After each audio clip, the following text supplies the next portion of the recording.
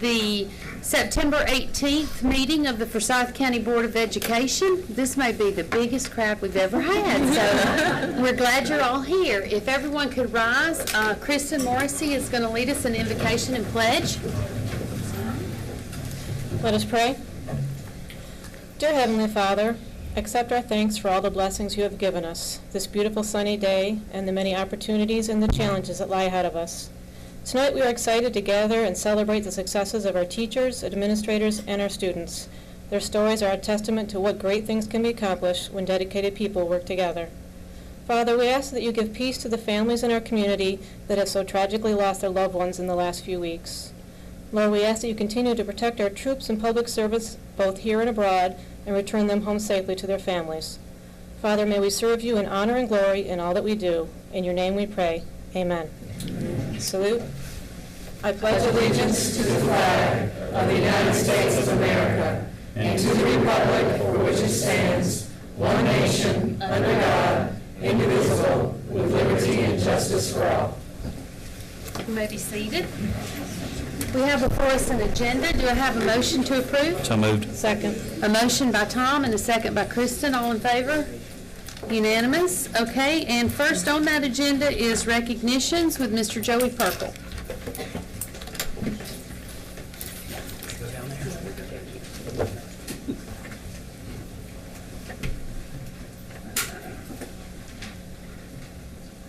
Good afternoon. It's always a pleasure to be able to recognize folks within our system for the great things that they do, and as you can tell by the room, there are a lot of great things happening, so we appreciate that. We're excited about it. So we have several of those recognitions this afternoon. We'll go ahead and get started with those. The first of our recognitions, we would like to recognize all of our principals and all of our new principals and assistant principals. So, and also when I call your name for recognition, if you'll come down this side of the room and across in this direction, I think that will help us. But we're very proud of the new administrators that we have this year. They're doing a great job. And so when I call your name, if you would please come forward so that we can recognize you. Our new principals for this year, school year, is Ms. Heather Gordy, principal at West Forsyth High School.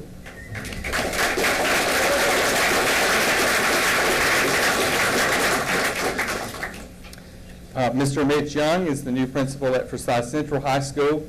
I don't think Mitch could be here this afternoon. Actually, he's actually at a school event, so but we'll congratulate him anyway. Kim Davis, principal at Coal Mountain Elementary School.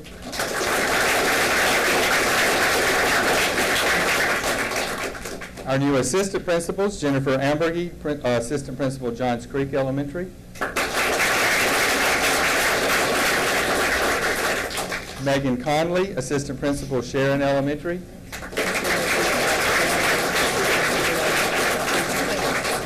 Kristin Miskowski, assistant principal, Chestatee Elementary.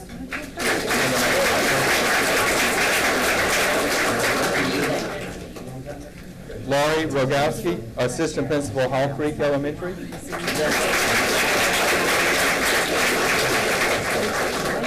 Greg Singleton, assistant principal, Brookwood Elementary.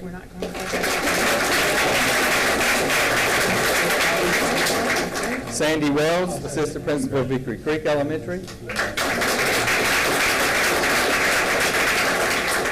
Curtis Fields, assistant principal, Sawney Elementary.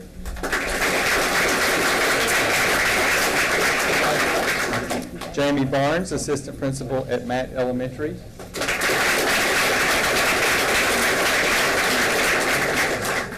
Vicki Sipsey, assistant principal, Silver City Elementary.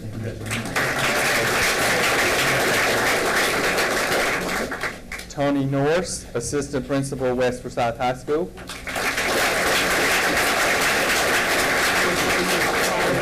And Molly Bradley, assistant principal, West Forsyth High School.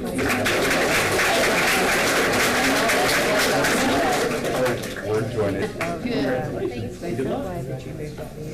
Again, congratulations to all of our new principals and assistant principals. They have a busy year ahead of them, but they're already off and running and doing a great job, so we appreciate them very much. Our next recognition comes from the Georgia School Nurses Association. Ms. Connie Trent was selected as the 2014-15 Georgia School Nurse Administrator of the Year.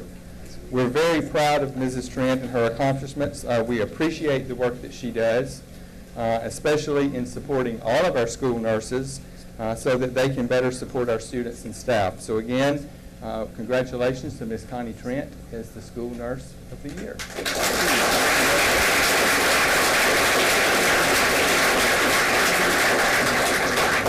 Also, I know there's some family members. I know that Connie's husband is here and other family members. If you would, stand so we can thank you for supporting Ms. Trent. Thank you very much.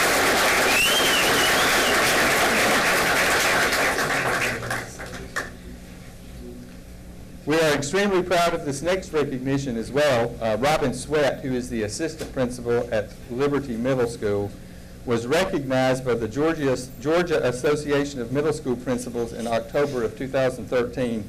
Robin was recognized as the Georgia's Outstanding Middle School Principal of the Year. This designation qualified her to be considered for the national title. The national title is awarded to the middle level administrators by the Georgia Association of Middle School Principals national affiliate, which is the National Association of Elementary Principals. Liberty's PTSO made it financially possible for Ms. Sweat to attend the annual conference in Nashville, Tennessee this past July, where we are very proud to say that Ms. Sweat was named the 2013 National Outstanding Middle Level Assistant Principal of the Year. Most recently, let's go ahead and give her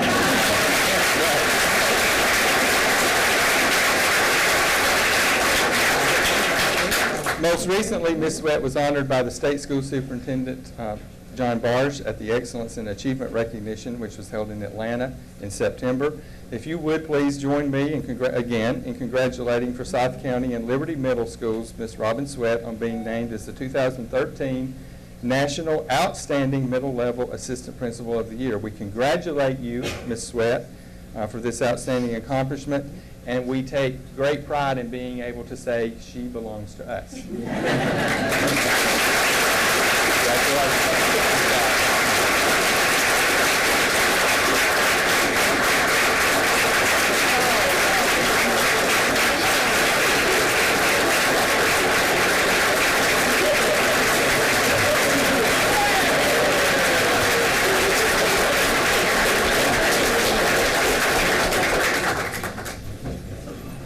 And I know Ms. Sweat probably has family members, and y'all have already stood, so if you'll raise and wave at us, thank you for supporting. There are lots of folks at Liberty here too. And Liberty folks, raise your hand so we, yay, thank you so much. At this time, we'd like to recognize Lambert High School's baseball team as they are the 2014 Georgia 6A state champions, as well as the 2014 USA Today national champions. Coach Jamie Carr was recognized at that recognition as the National Coach of the Year. Also, two of the students, Seth Beer and Dylan Boomey, were both recognized as All-American players. So if this time, and I think they're all right on the front. So this time, if we'll have all of our baseball players to stand and come through so that we can congratulate you, and let's give them a big round of applause.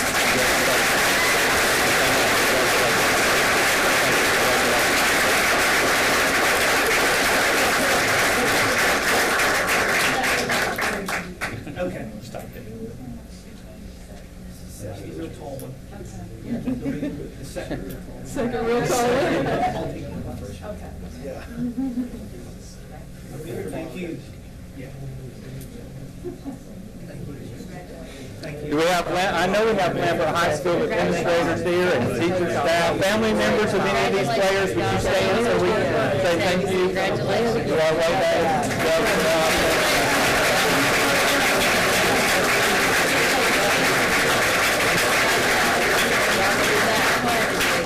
Congratulations. Congratulations. Thank you. I appreciate it. Where are you going to school? Probably closer. Too bad. He's going to Clemson.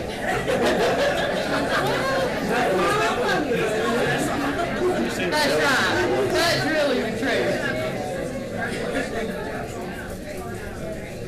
Oh, he'll be there with Tyler Slater. He plays baseball. That went to North High School. He's a sophomore.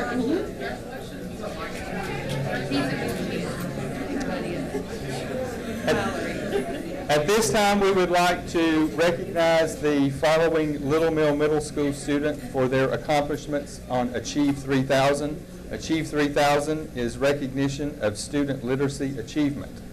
When I call your name, if you would please come forward to be recognized. We're very proud of these students and their accomplishments. Cooper Adams, which was the grand prize winner.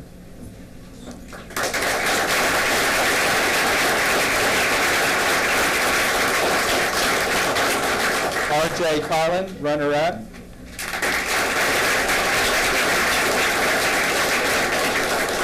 Hannah Mallory, runner-up.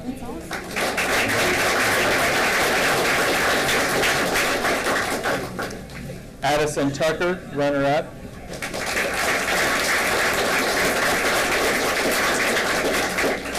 And their principal, I see their principal, Ms. McCrary, in the back, who's waving proudly. And all the parents. And their teacher, for sure, we certainly thank her. Let's give her a round of applause. And any family members here, you stand so we can recognize you. Thank you very much. The Science Olympiad has recognized one of our district staff members with the Heart of Gold Award. Dr. Kelly Price, who is the Director of Academic Standards, has been involved with the Georgia Science Olympiad as a state co-director and the Olympiad National Tournament supervisor. One of the National Executive Board members had this to say about Dr. Price. Dr. Price gets more done in 1 year than some could do in 10, and more in a day than many surely do in a month. And all of us who know Dr. Price know this to be true. We congratulate Dr. Kelly Price as the recipient of the Science Olympiad Heart of Gold Award. And I do not see Dr. Price. She's probably somewhere working on the science project. So we'll congratulate her.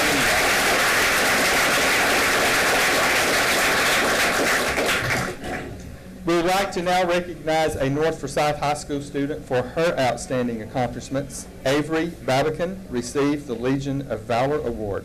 She was selected by a board of Marine officers who evaluated cadets from all of the Marine JROTC units in the Southeast. She was the most impressive cadet in this region of the country. This is the highest award that a cadet can earn, and only 4 were awarded nationwide. We congratulate Avery Babican.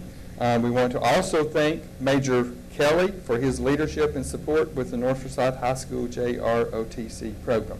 Congratulations.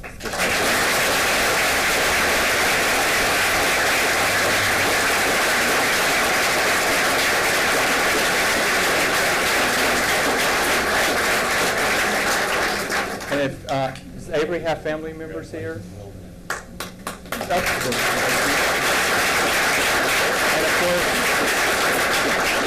And of course, Dr. Abear, her proud principal, who's smiling. So we appreciate Dr. Abear's support. At this point, at this time, Gary Petts will present our next award. Thank you. Brief history. 10 years ago, in 2004, 10 Forsyth County school bus drivers competed against 13 Dawson County school bus drivers in the first rodeo I observed here in Forsyth County. This year, we already have 157 Forsyth County school bus drivers signed up to compete in our district rodeo. This is about successes. 5 years ago, we set a goal to win the state championship in the school bus rodeo for Georgia. And over the past 5 years, we've won 3 second-place finishes. Today, we're here to recognize our first state rodeo champion. He's from Piney Grove Middle School District, and his name is Chris Starkey.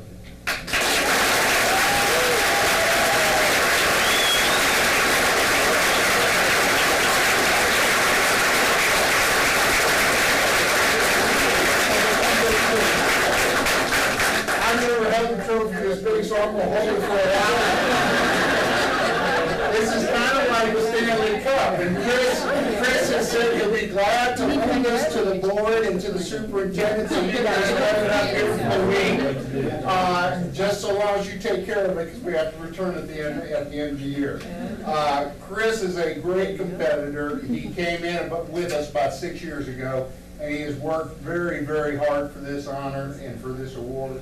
And I want to congratulate Chris, and I want to congratulate all the Forsyth County transportation folks who do a really great job honing their skills and becoming even more professional school bus drivers. So I thank them, and I thank you for this opportunity.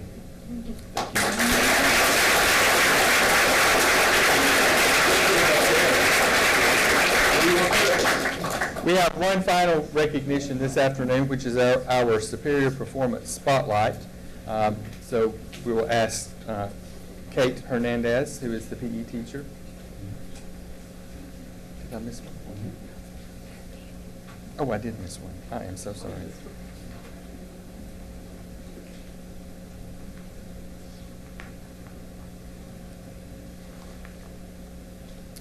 Apologize, I missed one. A very important one. A very important one.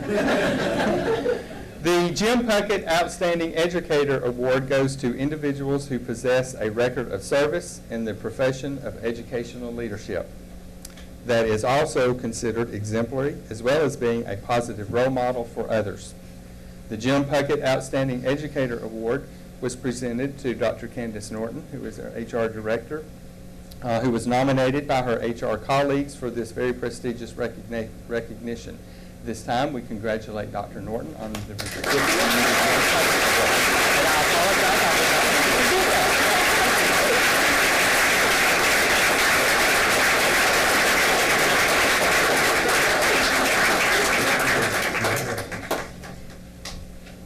At this time, we will have our last recognition. I do apologize. I had that. I didn't mean to forget that. Our Superior Performance Spotlight is from the PE teacher at Shiloh Point Elementary School, Ms. Kate Hernandez. So we'll ask, I think she's going to present to the board. So the board will be seated, and then we'll have them to come forward. Ms. Hernandez has improved overall wellness at Shiloh Point with her creative ideas and certainly many grants that she has been able to achieve at times for Shiloh Point Elementary School. So if you would, please come forward. We'll turn the program over to you.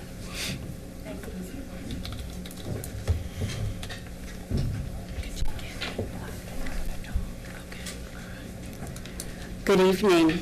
As many of you know, I'm Rebecca Johnson, a very proud principal at Shiloh Point Elementary, and I have brought with me this evening my coach. We lovingly call her Coach Kate, who has done remarkable things over the past several years. If I may have just a moment to frame up the work so you can see how truly it hangs on our vision.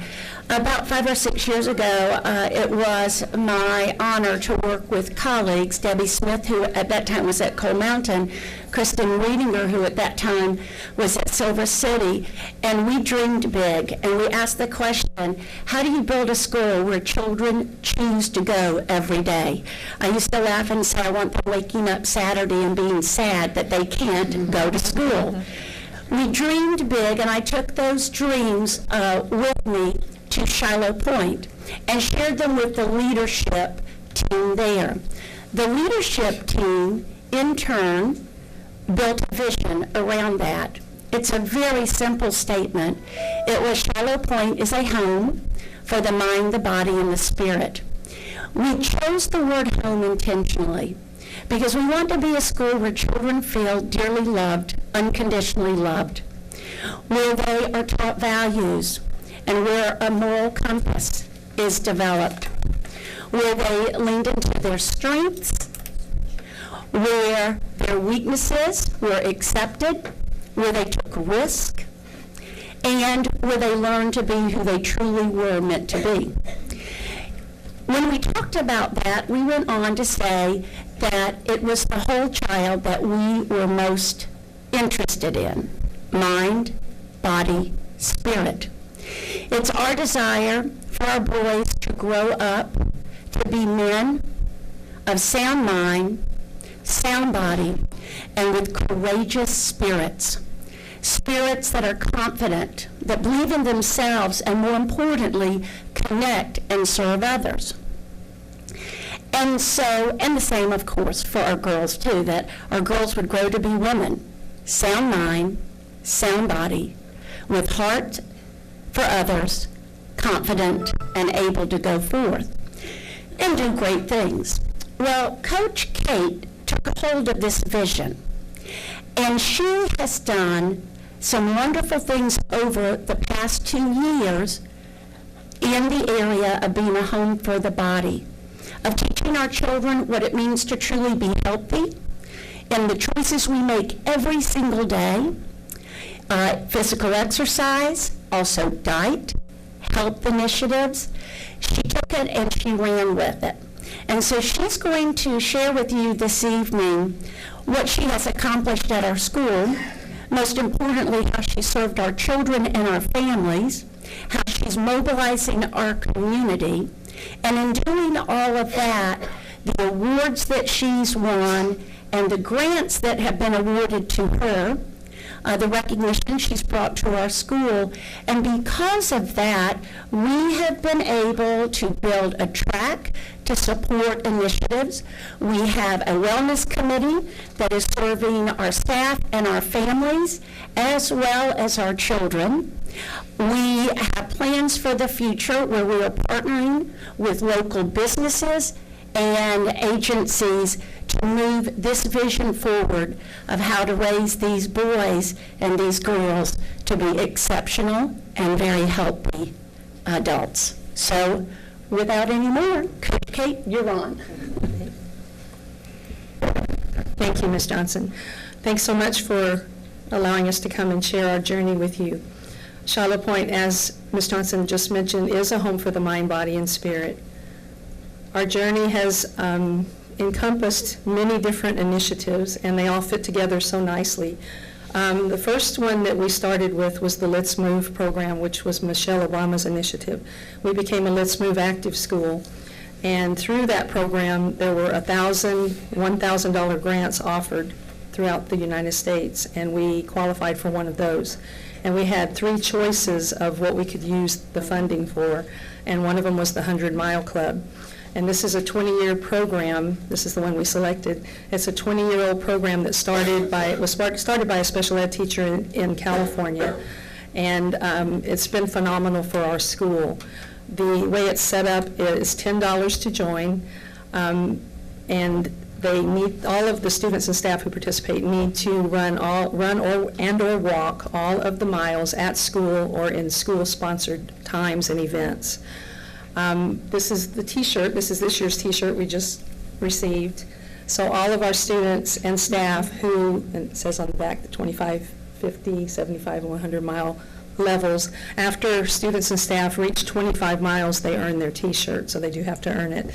And the medal is achieved at the end of the year if they are able to reach the 100-mile mark. And we had 180 students and staff achieve that level last year.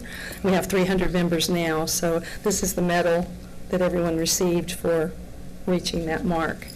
We have a morning club where students in kindergarten and second grade run on Mondays and Wednesdays before school. Grades 3 through 5 run or walk on Tuesdays and Thursdays in the gym before school. And then we also go out to the track at Fowler Park. This is a picture of our families.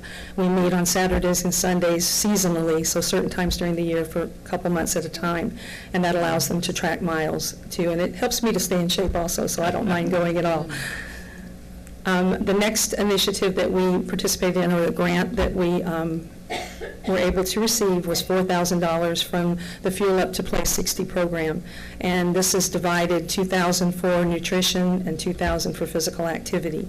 As you can see from the picture, we have our Joy Clanton, who is our cafeteria director, who I worked very closely with to make sure we were following guidelines. Of course, Ms. Johnson, myself, and then Sharon Rhodes, who works with the Dairy Association, Southeast Dairy Association, and she was very helpful too in the grant writing process, and that was during the check presentation. And we included healthy smoothies as part of our nutritional initiative, so one day a week we were serving or selling healthy smoothies in place of ice cream, and we're going to try to push that to 2 times a week this year. Then we were able to, through these other initiatives, I applied through the NFL Play 60 program, so I'm a big NFL Falcons fan.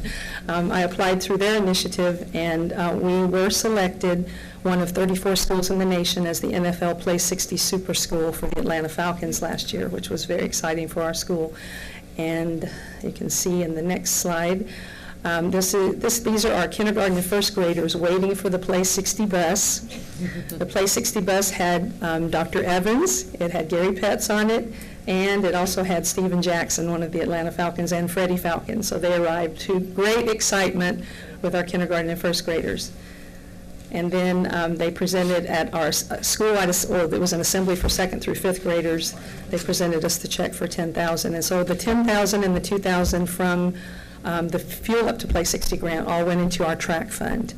And this is the group of students that was our student wellness team members and also students who had reached 25 miles by November on the 100-mile club. So they got to be in a special PE class with the Falcons, which was very exciting. So then we were able to actually get our track put in August of this year. So here's a picture of our all of our students, actually all 1,300 of them, out on the track for the dedication of the track. And it's been wonderful. It really is a great way for our students to train during recess. We have hopscotches drawn on the track, which is wonderful for our little guys. They have so much fun out there enjoying that. And it's really worked out well with recess and PE classes. We've been able to really share the field and make use of our track beautifully. So I'm real pleased about that.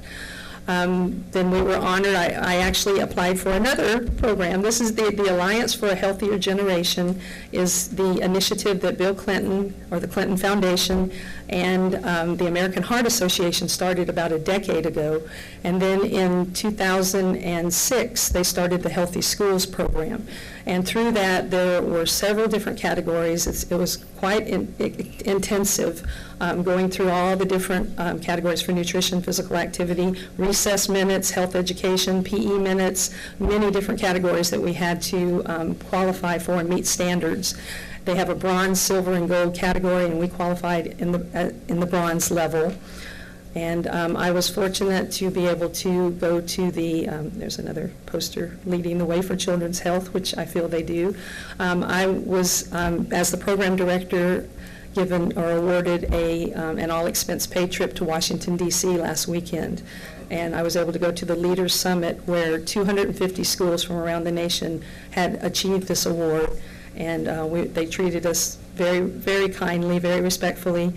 And this is the group from Georgia. We had 25 schools represented from Georgia, 25 from North Carolina, and 30 from Texas. And I was glad to see that, since childhood obesity, as we know, is alive and well in the South. And it was nice to see so many schools working to combat that. And President Clinton was there and did speak to us. And he really hit on the fact that research has shown that students who have proper nutrition and are physically active are more successful academically. Of course, we all know that now. The research is there. And one quote that he said that really stuck with me was, "We need to make the healthy choice the easy choice." And hopefully that will begin to happen. And what's next? Ms. Johnson hit on some of it. We are mobilizing the community. We have business partners, the Cumming Dance Academy, who's going to add more dance to our curriculum. The YMCA is coming into our after-school program, and they're going to be doing a Youth Fit for Life program, which is free to our after-school students. Out-of-school minutes was talked about at the Leaders Summit, of how important it is for kids to carry over into their everyday lives and be physically active, get that 60 minutes a day. And our wellness team is starting to develop into an active school team, which will consist of teachers and students and parents. And our 100-mile club is alive and well. We'll continue with that. Girls on the Run is using our track after school, which is a great program. We have a school-wide health fair, which we started last year, and we're going to expand that, and the smoothie program. And I wanted to mention brain breaks, which was also talked about, how important it is to do those 5-minute exercise sessions throughout the classrooms. We'll be talking to our staff about Go Noodle, which is a free website which has 5-minute brain breaks, which are excellent to get the kids just up and moving and stimulate those brain cells. So we're real excited at Shiloh Point for all the things that have come together in the area of health and wellness, as it's such an important thing to fight that childhood obesity. Thank you so much. You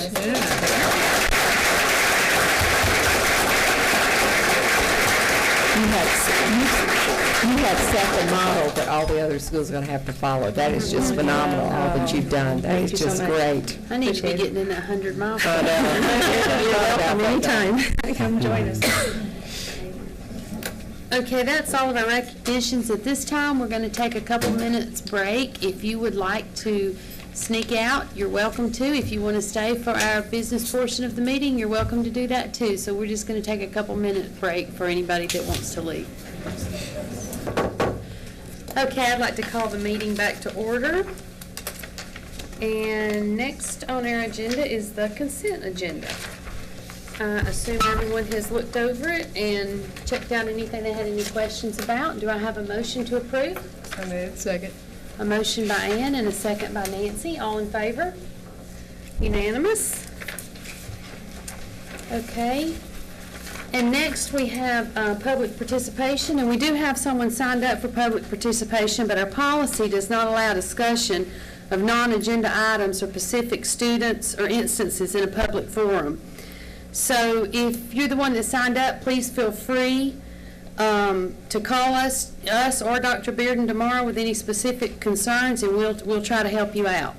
What if it's not among some specific students in general? Our policy says during regular board meetings, a specific portion of the meeting agenda may be set aside to allow comments by members of the public. For scheduling purposes, prospective speakers with non-agenda related items must sign up by noon 2 business days prior to the regular board meeting date with the clerk of the board. Prospective speakers with agenda-related items may sign up with the clerk of the board up until 15 minutes prior to the start time of the regular board meeting. The board may also call special meetings solely for the purpose of public participation and comment. So unless it's agenda-related, we don't have public participation that just signs up at the meetings. But if we can help you, you're free to call us or email us tomorrow, any of us that can, and we can talk to you. And also, I forgot this, I want to welcome the Boy Scout that's here. He's here working on a badge, Troop 457, and I told him we're always glad to have our young citizens here. And these are not Boy Scouts too, are they? Okay, I didn't want to miss anybody or leave anybody out. All right, next we have presentation and discussion items. And first up is Mr. Dan Jones with the finance report.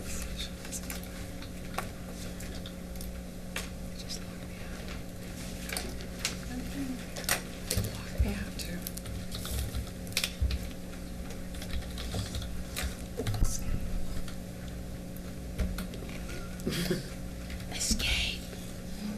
I would like to. Okay, what we have for you tonight is the financial report for the month ending August 2014. It's our second month in this fiscal year. We started the month with $27,660,000. Our receipts for the month were $16,860,000, giving us funds available of $44.5 million.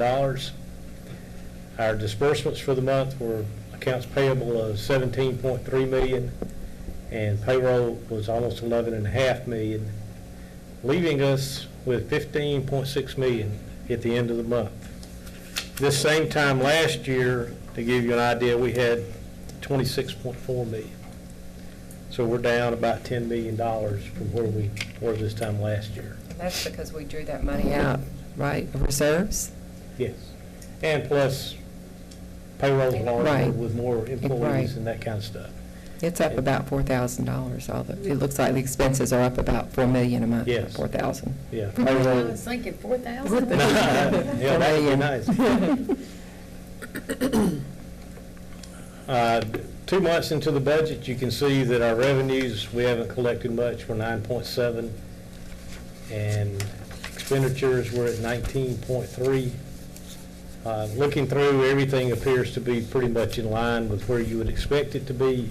You can see ad valorem taxes, we've collected 1.5%, so we hope to see that figure jump up here pretty soon. We're going to need it. What month do we kind of get over the hump when we get the bulk of it. It'll start coming in next month, and then November is when most November of will it be comes in, yeah. Due November, right? So we can kind of 'Cause- do, When are Yeah, those we- taxes due, I think November? November 15th. 15th. Yeah. So we've got to get through this month and next In month. November, really. Yeah. So we're watching it every day, and, if we have to, we'll take some measures to make sure that we're okay. But you can look through the budget. It's not much to look at right now, just 2 months into it, but everything appears to be running right where it should be. Again, here's a list of checks that were written for the month. You can look through that. We'll get you the information you need on those. The school reports, all schools reported this month. You can see that elementary had 1.9 million when you add them all together. The middle schools had 868,000, and the high schools were 2.9 million. When you add all accounts together, there's 5.7 million out in the schools. Sales tax, glad to see that it continues to increase a little bit. We collected $2,840,000. It's 1.5% more than last month, and it's 8.6% more than last year at the same time. And if you look up, we've got about 5 or 6 months here where we've had an increase over last year, and that's what we like to see. Hope that continues. This money is invested. We earned $2,687, and there's currently almost $24 million in that account. Give you an idea of what that looks like on the graph. yeah. And what I did, since we just ended the second 12-month period, I put the first and the second one together and give you an idea. And if you look at the last 4 or 5 months, you can see that it is starting to tick up more than we did last year. But other than that, it remains pretty constant. It was interesting to see that. Every time I take my girls shopping, I tell my husband, looks good on the graph. That's good more. Put another blip. The 07 bond money is still there invested. We earned $894 in interest, and there's still $7.3 million. And the 05, we earned $258, and there's $1.8 million. And this is the money that we reserved for the Brandywine. Capital outlay, you can see that we have started some projects in the 14 bond, and we will get that money in hopefully toward the end of October to fund that. Debt service, there's currently $24,381,000 available to make our next round of bond payments. Any questions? It's not for me. Anybody else? Okay, thank you. All righty, thank you, Dan. Thank you. It's interesting that, we're going to New York about our ratings, that Gwinnett County is doing the same thing. Oh, okay. I haven't seen that. Good. Okay, next we have our action items, and first we have Dr. Valerie Hall with our Lanier Technical College dual enrollment. All right, good evening. We're coming to you, as we do each year, to talk about what we're doing with our dual enrollment program and introduce some people here from Lanier Technical College, really to celebrate and acknowledge our partnership that we have with them and the technical college system of Georgia.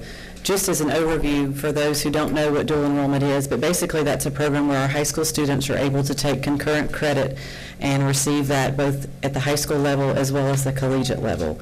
This is an opportunity available to all juniors and seniors in the school district at a much reduced, if not free, way to start a jump start of college thanks to the support of a lot of grant opportunities and the support of Lanier Technical College.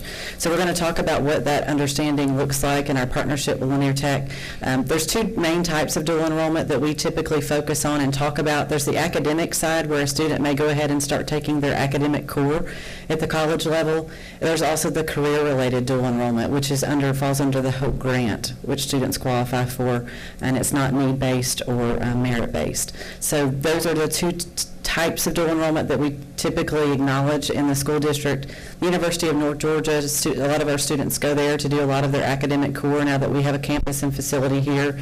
And we have about 100 students on the campus here at Lanier Tech, or at UNG, and about 48 at Lanier Technical Colleges between here and the Dawson campus as well. So between those two numbers, our students who are going on to another university or state school take advantage of this opportunity, again, of a much great financial reduction for parents and students to get a jump start on their education.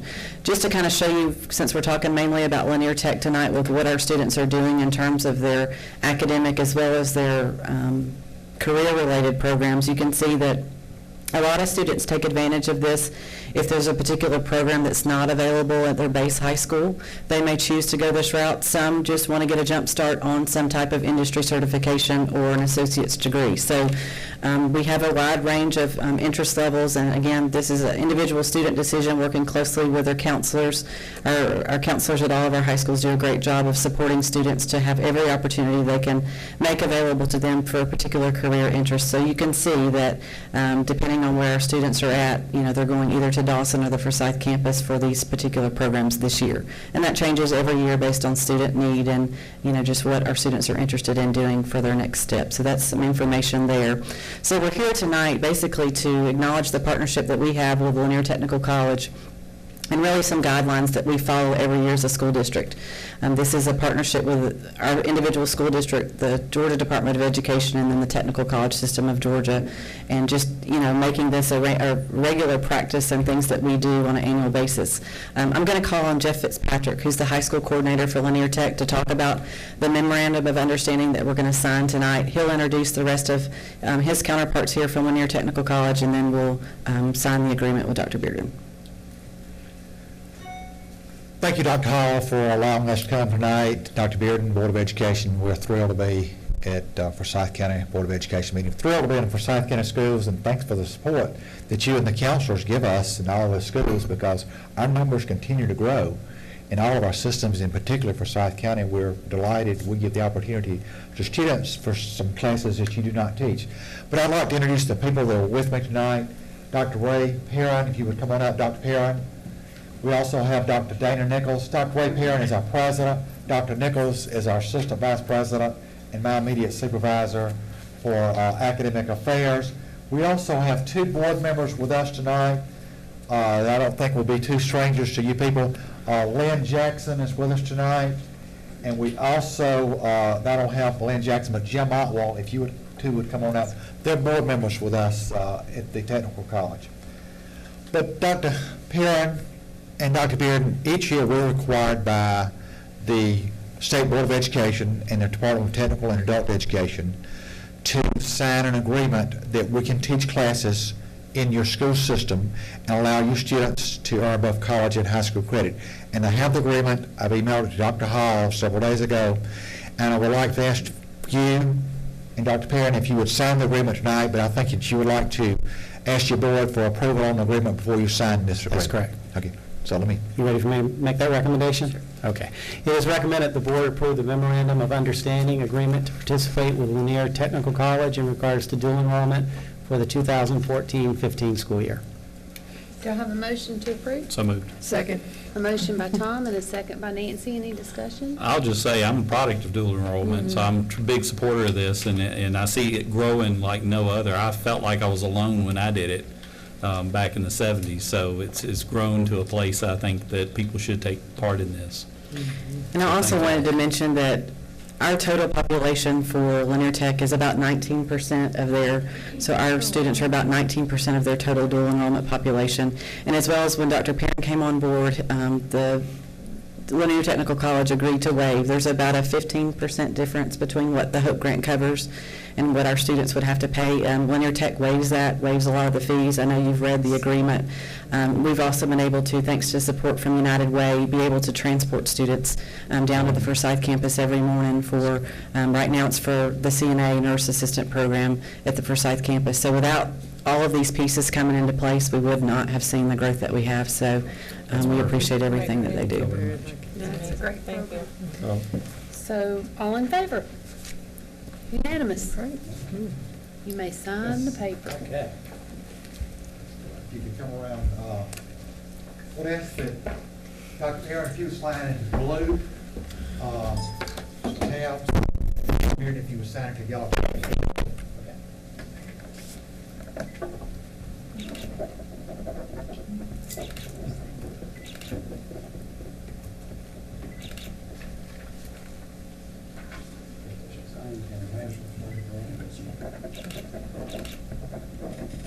I know what the original list, but I have the blue ink on it. Thank you so much. We appreciate the partnership as well. Dr. Bearden, may I, Dr. Bearden, ask, make a couple comments, do you mind? Just very quickly, we just want to thank you again for the support that you give dual enrollment. It's certainly a win-win for our students, for our college, and for your school system as well. Statewide, 98% of the students who participate in dual enrollment programs will graduate from high school, so it's certainly a great opportunity for young people to get that jump start in college. We're just so thankful for the long partnership that we've enjoyed with the Forsyth County school system. Look forward to many more years of this partnership. Thank you very much. Thank you, too. Thank you. Can we get a quick picture of your board and your administrator? So, and I'll get you a copy of that in a few days. Okay. That's right. Get my photo on. Dr. Nichols, you want to tell us how? Why not? It's such a good-looking group, just any way you want. Of course, you're gonna have to act like.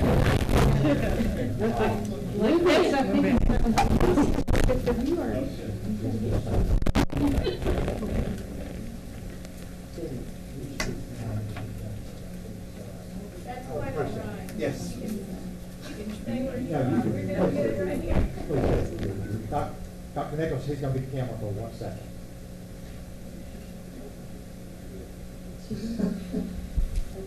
So she can get in it. Just hold that close. No, she's going to get in the picture.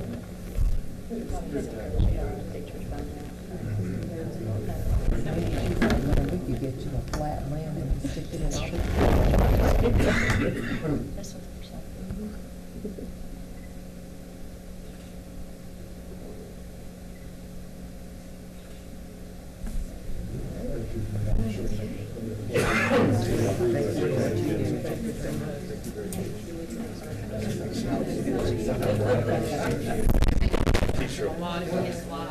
Some of these students will be a nurse aide. Thank you. Good taking 2 days. Thank you. Thank you. We'd be remiss if we didn't thank Valerie for all she's done too to make this program and all the career pathways. Great job, Valerie.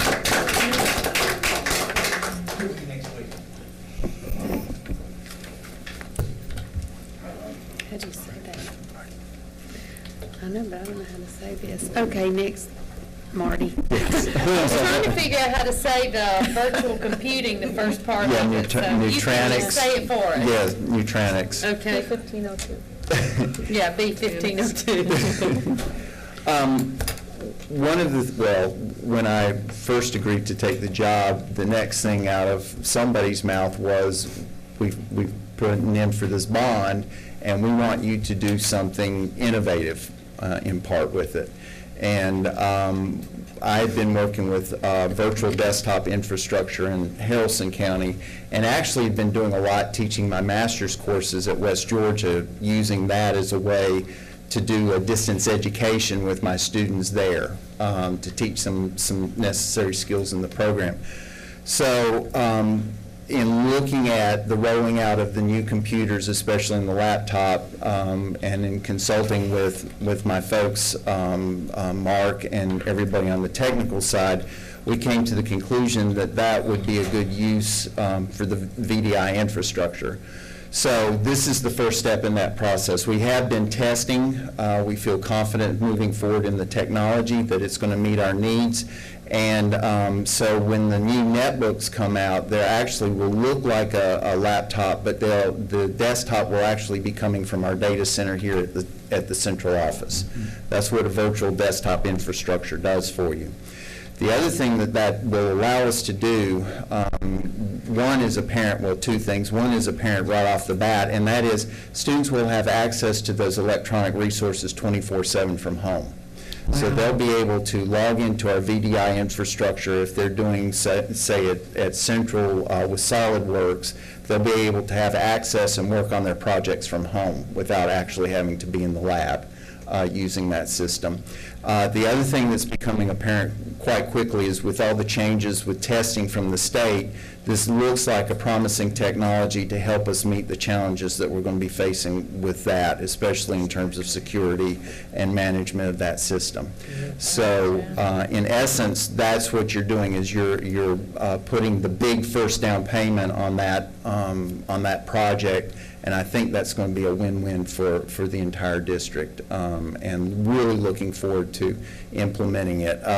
We have guys that come in who are contractors, and they're, sometimes they get a bit cynical about technology, and they've been kind of like, this is really cool stuff. So felt good about it. So that's both the Nutranics and the VMware. The Nutranics is for the hardware piece of this, and the VMware is the actual software, the operating system that's going to be running on top of that. And so that's what we're asking for this evening. Maybe sometime when it's up and going, we can demo. Be happy to. In fact, we can call Go it up see on it. your Yeah, machines. that would be And we great. can do a I'd love walkthrough to with see that. that. Be happy Get a work to. session. Yeah. Some of us are a little more computer illiterate than others, so that would be good for us. That's fine. It really is interesting because what's going on behind the scenes is really cool. And then you call it up, and then sometimes you're like, well, that's just another desktop. But the real beauty of it is the fact that you can call that desktop up through a web browser. So if you're at home, or if you're working on a tablet, or if I've been able to, when I was in Harrelson, call it up on my smartphone. And so you can get your desktop anywhere and have access to those resources. And for me, that's a powerful leverage of the technology, because what's happening, especially at places like South, with the movement towards more blended learning models of education, we've got to be able to provide our students with those resources 24/7 wherever they happen to be. And this is going to be a huge leap in that direction. So, and I really do appreciate your support on this project, because it's big for us. So thank What's you. the time frame for getting it installed? We've done the testing. With your approval, we should have, the equipment should start coming in within the next 2 weeks. We're rolling desktops out right now to the schools. In fact, Lambert was getting their desktops today, so we're kind of dual enrolling, if you will. Mark anticipates that we'll have this and all of the laptops pushed out into the schools by late winter, early spring. So we're probably looking at end of February, beginning of March in terms of a time frame for that, if all goes well. And in technology, we all know, sometimes they don't, but I must say Mark and his crew have been tremendous in putting this together. And Mark's done a tremendous job in terms of doing the research and the finances and everything. So I'm just the guy that says, well, let's move in this direction kind of thing, and they make it happen. So, Well, thank you for explaining that to us, because Sure.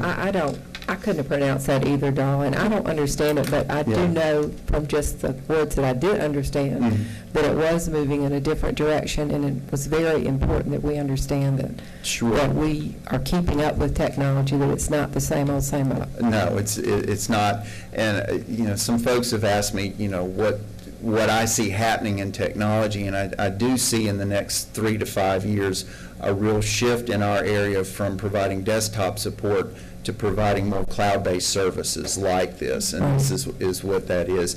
And desktops and workstations will always be a part of what we do, but I think the emphasis on that will decrease, and the emphasis on BYOT and tablets and those kinds of mobile devices will continue to escalate quite a bit. That's our link. Yeah, yes, Okay. yes. Good, Very thank you. good. Thank you. Sure. Okay, it is recommended the board approve the award of bid B15-02 to the Lockstep Group. Do I have a motion to approve? So moved. Second. A motion by Tom and a second by Nancy. Any more discussion? I'll just say we're moving this way in the business world too. I mean, it's more controllable. You don't have all kind of devices coming in from different directions to try to connect and communicate with our back-end servers and databases. So this allows us to standardize that desktop that's being used, and then it's just communicating the output of it, the screen, back to the user. So it makes a lot of sense and will help us out in the future as we continue to grow bigger as well. Good. Great. All in favor? Unanimous? You ready for the next one as well? Because I think you explained that already. Yes, Okay. and it's, go ahead. Okay. It is recommended the board approve bid B15-03 to the Lockstep Group. Do I have a motion to approve? So moved. Second. A motion by Tom and a second by Nancy. Any more discussion? All in favor? Unanimous? Thank you, Marty. Thank you all very, very much. Okay, now we come to the points of information. I believe Dr. Bearden has a couple things he wants to. Yes, I do. First, I'll draw your attention to the monthly attendance report. I just wanted to report out, as you look to the far right, under average daily attendance, attendance is very solid throughout all grade levels. Elementary schools averaging 97.5% on a daily basis, middle and high at 97.1%. for a district average of 97.3, and that is very, very strong. Enrollment continues to increase. We're up to 42,371 students. I believe you anticipated having 42.5 this year, and I'm sure we're going to reach that mark in the very near future. Enrollment is up more than 1,500 students from last year. So I wanted to draw that to your attention. And again, as your new superintendent, looking at the average daily attendance, I'm really proud of those numbers. It's very, very high, and you should be pleased with it as well. The other thing I just wanted to point out, this is my third week on the job, and in those 3 weeks, I've had the opportunity now to visit 20 different schools in our school system, so I'm over halfway there. And just wanted to say, while all the schools are not the same, they're not cookie cutter by any stretch of the imagination, they're all excellent. They're all very well run. And consistently what I see as I'm getting into classrooms, and I think this is something this board would be very proud of, number one, I see a lot of problem solving taking place with our students. I see a lot of hands-on activities, a lot of project-based learning, which we should all be proud of. Seeing technology used consistently as a tool to increase student achievement, using it to differentiate instruction, to further engage students, that's very exciting to me. As I walk into our facilities, they are very clean, they are very well maintained, have a strong support staff throughout the system. Gary was recognizing one of his staff members earlier, but transportation, custodial, food service, all those people in auxiliary positions are very, very strong. And the thing I appreciate as I talk to folks as I go from building to building, how proud they are of the work they do in their schools. I mean, that's consistent everywhere I go. The other thing I would tell you, culture and climate is something I really pay attention to when I visit a school or an individual classroom. And the culture and climate throughout our school system is absolutely conducive to teaching and learning. The litmus test for me, and people have heard me say this several times now, is, would I want my own child in that school? Would I want my own child in that classroom? And I can tell you, I haven't left a school yet where I didn't say, I'd love for my child to attend that school. I mean, they're all that very strong. And the other consistent theme is there is so much pride in this school system. There's a sense of purpose, a sense of community, a sense of family, and that's something we should all be proud of as well. So, overall, 3 weeks in, I'm incredibly impressed. I'm incredibly inspired as well, and I just wanted to share that with you. I look forward to getting out to all of the other schools as well. Sandy's keeping me busy. Visit a lot of schools and meeting a lot of people in the community, and really getting as familiar as I can with our school system and our community. But this is a great place. I knew it would be, and it's proving to be true. So thank you for letting me share that with you. We told you so, right? You did. Yeah, we have had some feedback. You visited a school that one of my children goes to, and the staff are so excited that you've been out to visit, and we're really impressed with you and just enthused. So, thank you. Thank you very much. And another one of the points of information, I think Debbie Smith is going to talk to us a minute about the child abuse protocol. How are you? I'm good. Good evening. Just wanted to quickly go over, there was a revision in the child abuse protocol, and there were basically 3 reasons. I'm going to pull up the new mandated reporter form for you. The state has gone to a state, or DFACS has gone to a statewide centralized mandated reporting format, whereas before the counselors or the teachers would be sending in their reports to our district DFACS office. Now it can go to a centralized location in the state. So that was number 1. Number 2 is, and this is a great thing, we have increased our numbers in SRO officers at our schools. So before we might have had to call 911 for something, now we can rely on our SRO officers. And then finally, we wanted to revise the verbiage a bit to fit our current practices. So those were the reasons. I'll just say, too, that in early August, our team met with the SRO officers and Steve Hahn to kind of talk about, make sure we were all on the same page and what happens if, this case scenario happens. So we just wanted to make sure we had all of our I's dotted and our T's crossed. We also went out to meet with DFACS because one of our main concerns with this new way of reporting is that we don't know who's getting this report, and we want to make sure if we make a report that it is followed up quickly. So in the revisions, as you scroll through them, you'll see that we've made some changes in the verbiage of what to do if we don't hear back immediately from those reports that our counselors make. So I'll just let you look through that, and if you have any questions, I'll be happy to answer them. I just had read it, Debbie, and I was really, it's been in the paper so much about abuse, and I thought it was important that people who do check our agenda or look at our minutes will see that we are trying and understand that we are trying to be on the same page and that we take it seriously and that there is a plan in place. And I would just like to give a big shout out to our social workers. They are amazing, and they do not let up. They stay right there with the counselors, with the teachers, with the administrators, and they've been wonderful. And Gail Freund was instrumental in making these changes, and I'm just so proud to work with them. They're great. Good. Thank you. Thank you. Thank you.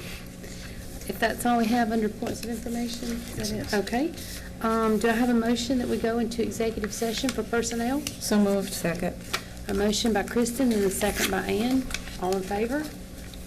Unanimous? Okay.